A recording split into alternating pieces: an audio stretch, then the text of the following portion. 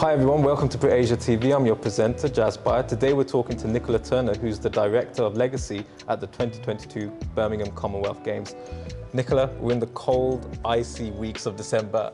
How are preparations going for the Summer Games? They're going well. We're on track, we're on budget, there's lots of things been thrown at us, but I'm really pleased to say that when we think ahead to the warmer months, there's 8 months to go, or when I walked past the clock just now here in Centenary Square, 231 days, which doesn't feel long when you say it in days. But the excitement's building. I think that after Tokyo, people started their awareness of the Games happening here in Birmingham in 2022 suddenly went up.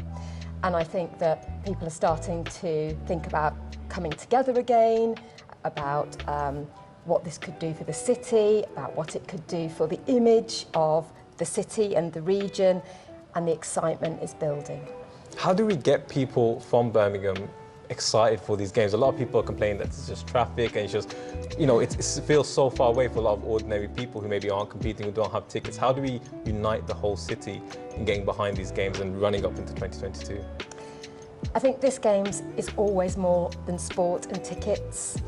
I think that, so my grandfather ran a grocer's shop on the Villa Road in 1930, and that shop is now the West Midlands Jerk Centre. So it tells you a story of where the city's gone in those like 80, 90 years since then, but it also tells you that the whole area is changing. Transformation is unfortunately about traffic and about improving the traffic systems that we've got. And when the Games is over, we will have a much better traffic system that people will benefit from when they're driving into the city. But I know it does bring a headache right now. How do we get local people involved? I think it's about jobs. Can you get a job working on the Games? We've got lots of vacancies right now. We're really interested in local residents applying for those vacancies. Another way is through the volunteering programme. We have seen an enormous number of applicants to the volunteering programme, which is called the Commonwealth Collective. 62,000 people started applications, 41,000 people finished their applications and put them in. And at the Volunteer Selection Centre in Birmingham Library, we have been interviewing 25,000 people for the volunteering positions on the Games. I'm delighted to tell you that a very large proportion of those are local people. It was a huge, important commitment from this Games that when our visitors come here with their 1.4 million tickets in their hands, when they arrive at our train stations, when they come to our venues, that the people greeting them, the people with the foam fingers, they will be looking like the region and sounding like the region. We have so far, in our 25,000 pool of interviewees, seen the youngest ever profile of volunteer applicants at any Games, the most diverse. And we're hoping that follows through into the people in the uniforms, with the foam fingers, and on the streets. You say that there's a lot of diverse people applying for the volunteering jobs. How have you engaged minority communities to get involved in the Games? We know that not everybody looks at Instagram or Twitter or Facebook to find the beautiful adverts that we've put out there. And so it was very important to us. For the last 6 months, we've been talking to further education colleges, we've been going out and talking to training providers that are embedded in some of our communities where we've got very high unemployment or lots of barriers to being able to find out about this stuff and to engage. One of the things that we've done with National Lottery money is an £800,000 project called the Standout Project. And this has been engaging with people who are the furthest from the labour market, the people who are least likely to find out about this stuff, the most likely to discount themselves from putting an application form in.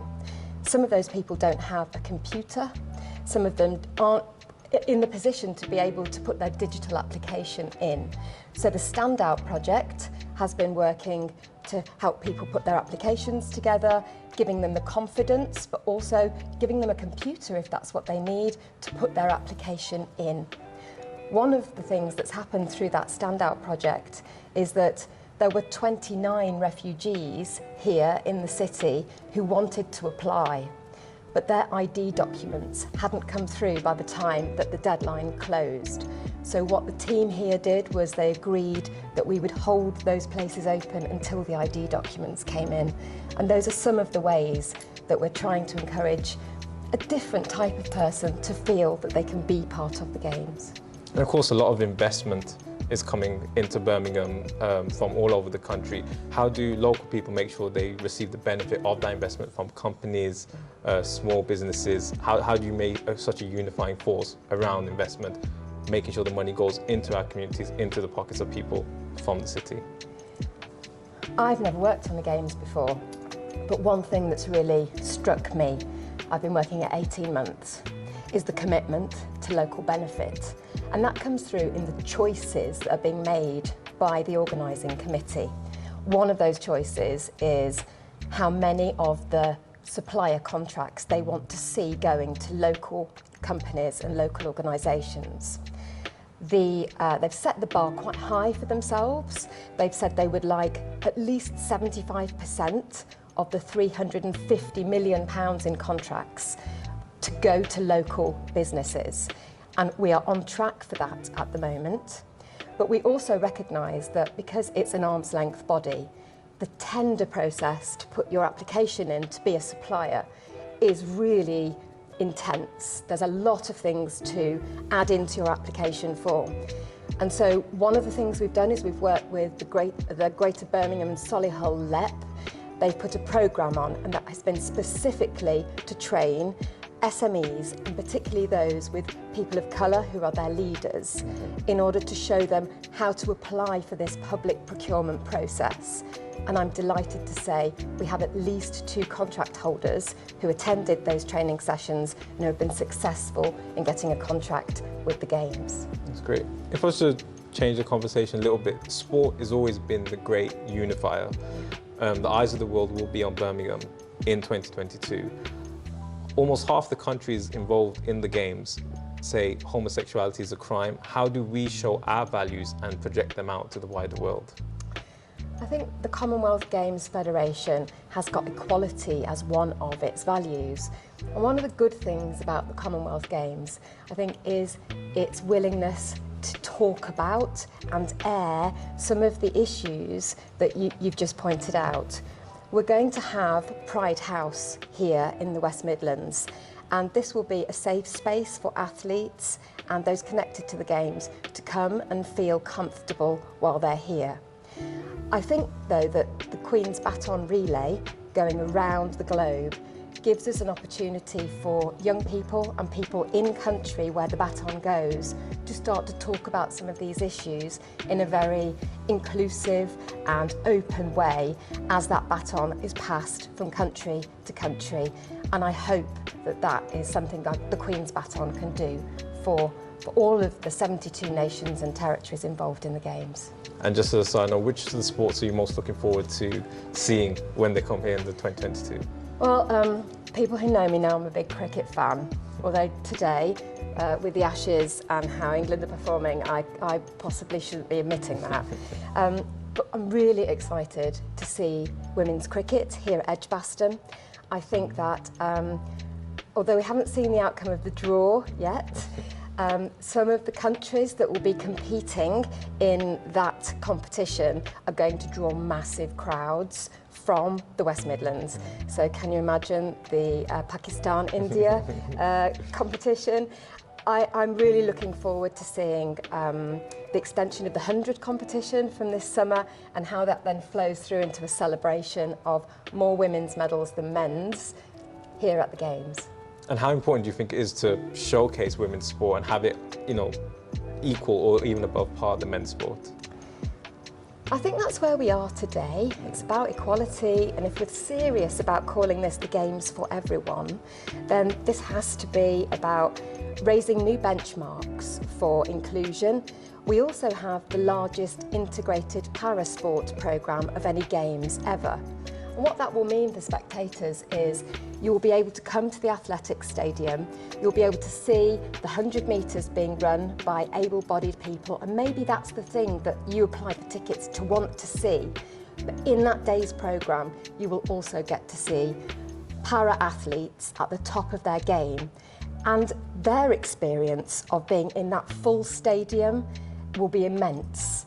And the spectator experience, I think, will be different because of the inclusive element. And if you had one takeaway message for the people of Birmingham 8 months away from the Games, what would it be? You haven't got to wait until July the 28th to get involved with the Games. The creative and cultural programme kicks off on the 17th of March. So you can almost every week, every day in every week, between the 17th of March and September, there'll be something going on in Birmingham. And if you're not into sport, if you're not wanting to buy a ticket, come and join in, because people in your communities have been applying for Creative City grants for the last 6 months. So these are £2 million worth of grants that Birmingham City Council has put together. Communities could put forward a creative project about the place that they live, and they have been awarded in the first phase now, so there will be something happening where you are, not just in the centre of Birmingham. So join us. Nicola, thanks so much for joining us at Brit Asia TV. Thank you very much. Thank you.